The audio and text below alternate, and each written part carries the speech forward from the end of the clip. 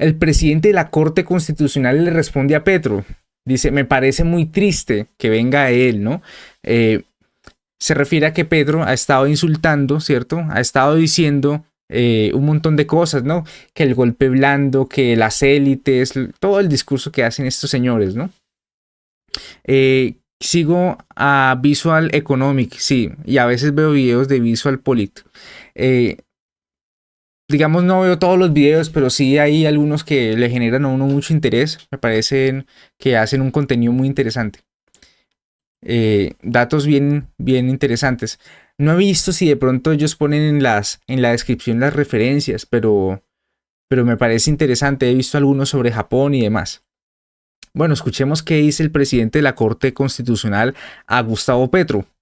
El presidente de la Corte Constitucional, José Fernando Reyes, defendió la independencia de la rama judicial y habló de la polarización que tiene las Cortes frente al ojo del huracán. El magistrado salió en defensa del presidente de la Corte Suprema de Justicia, quien fue descalificado por el jefe de Estado.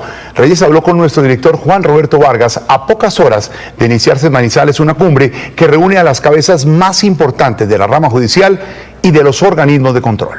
El presidente de la Corte Suprema no fue al que Petro le dijo que esto es súper racista, ¿no? Que no podía creer, no podía concebir cómo un negro podía ser de derecha, ¿no? Los negros tienen que pensar como cree Petro que deben de pensar, ¿no? Doctor José Fernando Reyes, presidente de la Corte Constitucional, es un gusto que nos atienda aquí en su tierra natal, en la ciudad de Manizales. Muy amable.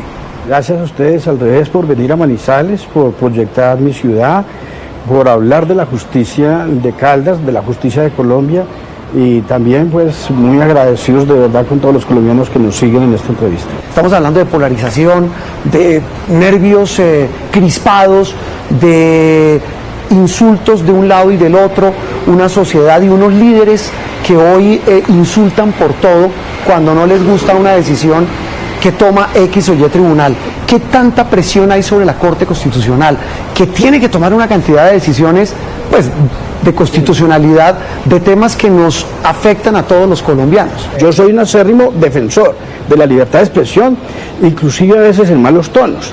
Hay una periodista que no me conoce, que nunca ha hablado conmigo, que no sabe cuáles son mis estudios, ni me trasiego en la rama judicial, los libros que me he leído en la vida. Yo no sé ella cuántos habrá leído de los que yo me he leído. ¿Y qué le ha dicho esa periodista? Y cada que puede habla en contra mía, inclusive en la última columna habla de que estas cortes son unas cortes de ignorantes. Ella tiene derecho a la libertad de expresión, ni más faltaba. Pero ojalá algún día pudiera conversar conmigo para yo decirle quién soy y qué he hecho en la vida y todo lo que me ha tocado hacer en la vida para estar donde estoy, que no me lo han regalado, que no vengo de clanes políticos, que no tengo apellidos, que no tengo familias encumbradas, que no tengo dinero, que solo puedo exhibir lo que me he ganado como trabajador judicial. 35, voy a cumplir 38 años el año entrante. A ella le digo, dése la licencia de hablar con las personas para que su expresión sea razonada, su expresión tenga siquiera un mínimo de información. Un periodista tiene que darse el lujo de averiguar para poder opinar con verdad.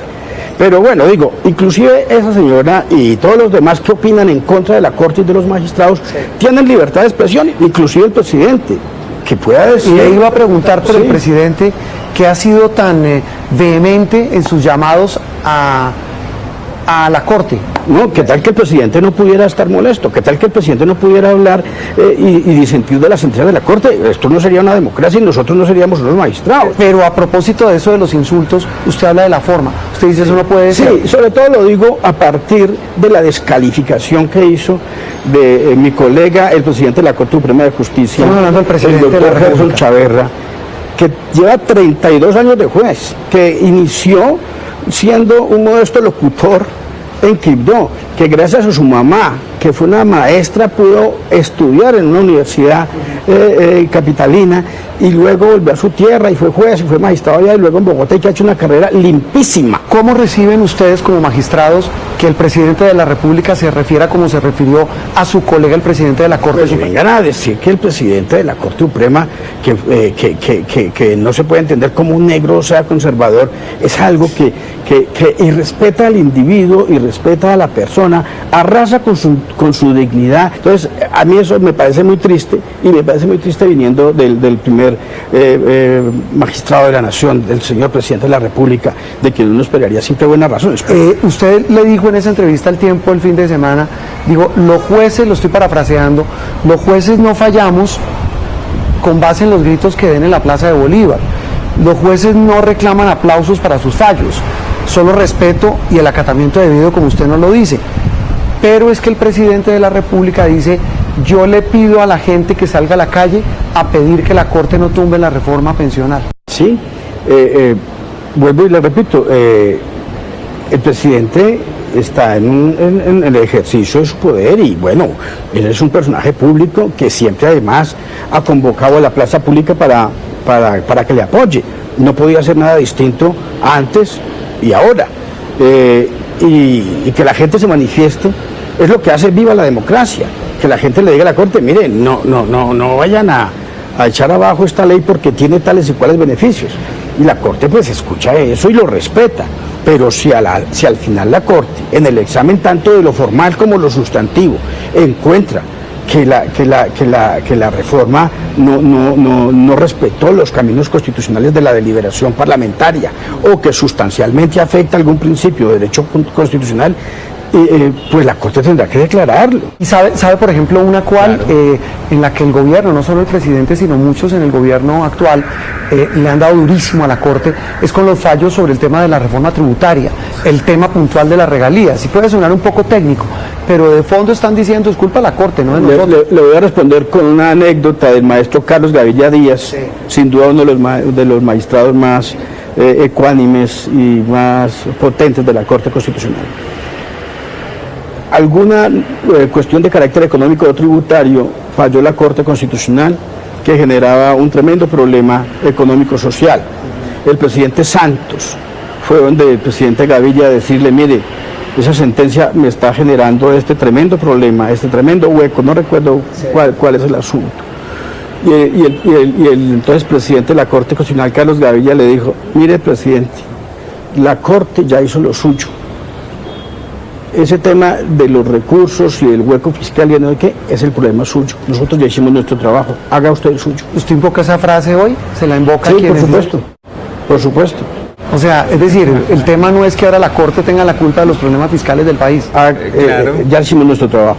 Usted ha hablado con sus colegas de la Corte Constitucional y le han manifestado algún tipo de temor, de incomodidad por esta presión mediática del gobierno a la Corte diciéndole, oiga, ojo con la pensional, ojo con este fallo que vayan a tomar. Nunca en ese ambiente distendido, pero tampoco en el ambiente formal de la deliberación he escuchado que alguno haya recibido una presión o que se sienta presionado. Y los jueces tienen que estar preparados para recibir presiones y ataques y descalificaciones. ¿Cómo estamos en materia de tutela? ¿Cómo le va a la Corte Constitucional? La tutela es sin duda el éxito de la Constitución del 91. Cuando usted le pregunta a la gente si confía en la tutela, los porcentajes siempre son superiores al 80%, entre el 75 y el 85%. ¿Qué tanto se cumplen las tutelas en Colombia, magistrado? Hay unos niveles altos de incumplimiento, sobre todo en sentencias estructurales. Le hablo de la salud, sigue siendo un problema absolutamente acuciante.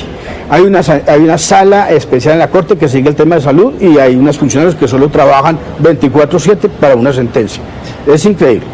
Hay la sentencia de los desplazados, la T025 del año 2004, hay un grupo de personas también que trabaja 24/7.